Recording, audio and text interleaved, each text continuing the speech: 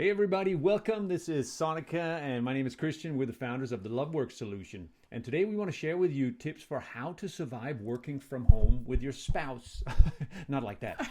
And there are a lot of people who are finding themselves in this situation right now because there's a ton of people working at home with this whole coronavirus experience. Yeah. And it can be even more challenging when you got two people working with a bunch of kids in the house. So the first thing we would recommend, which, a good bunch of you probably already figured out by now, is compartmentalize your workspaces. So you kind of figure out who's working where and when. Yeah.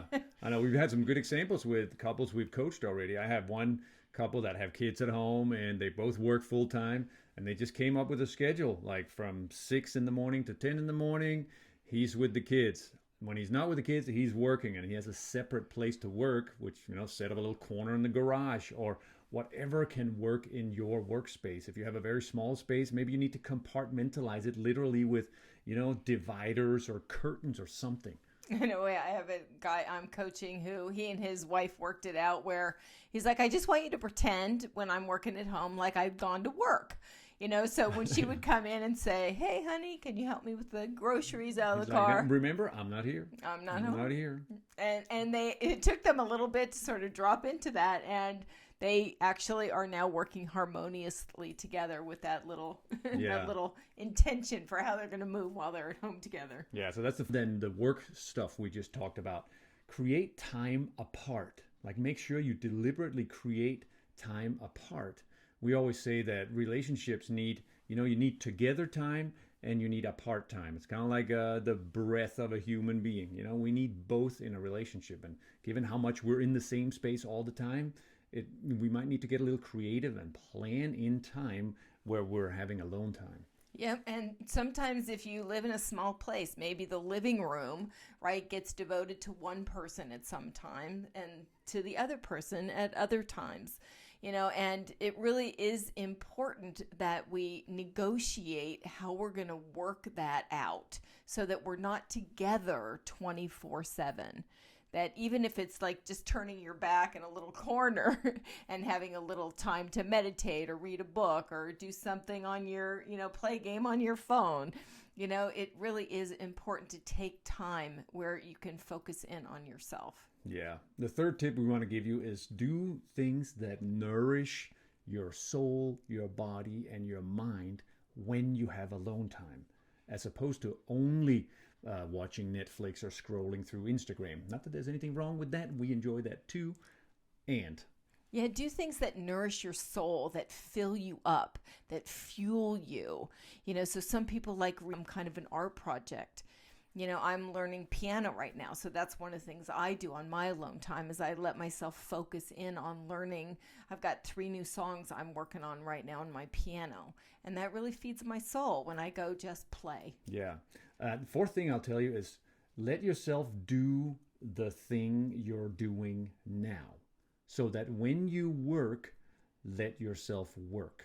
And when you play, let yourself play. And when you cook food, let yourself cook. And when you're with the kids, let yourself be with the kids.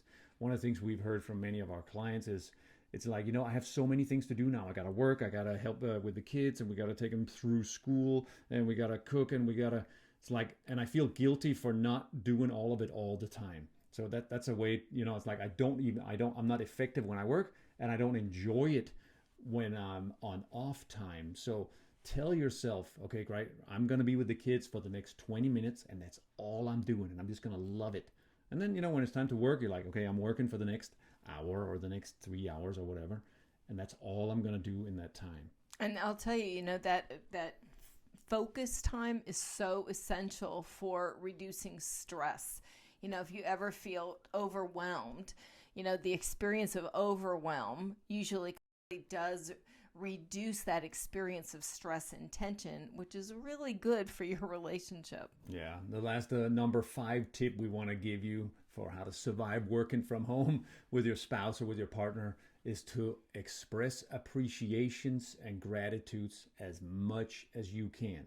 Sonica and I have a standing operating procedure we've followed for years, which is we always express 3 appreciations of the other person or of our lives before we go to bed. So it's the last thing we say or hear before we drift off to sleep. And I'll tell you, if you're feeling tension in your relationship, that usually pulls our focus onto the stuff that isn't working, and the stuff we don't like, and the stuff we don't want more of. And it's easy to, they actually have a term for this. It's called negativity bias, right? So our tendency to go, to direct our attention and focus by default in that direction doesn't always, help us, get along better in our relationship. So the more we can focus in on what we love and what we appreciate, what we're grateful for, it helps counteract that negative tendency.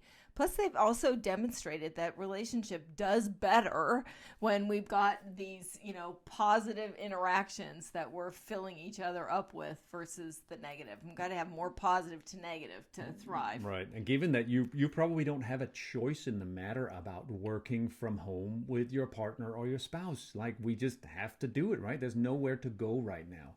So we just have to make the best of it, right?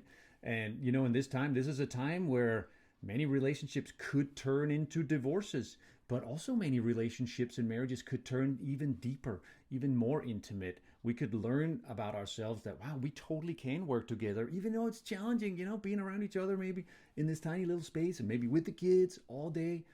Expressing appreciation and gratitude is one of the ways that just lubricates all the cogs, all the joints, and makes everything smoothly flow better, like go more smoothly. We actually heard from one woman today say, we actually realized we kind of like each other hanging out together this much. And you'll create more of that experience yourself if you make sure to take time to really appreciate yourself and each other. So that's our 5 tips for how to survive working from home with your spouse or partner for you. We hope that's useful for you. We'll be back with more videos, and you can also check out our website for getting on our, get on our mailing list to do. We offer mini workshops during these Corona times. So you can check that out at loveworksforyou.com or our new website, which will be coming up soon. Yeah, we look forward to supporting you guys. And hey, be gentle with yourselves. These are some challenging times some of us are facing. Yes, indeed. Take care, everybody.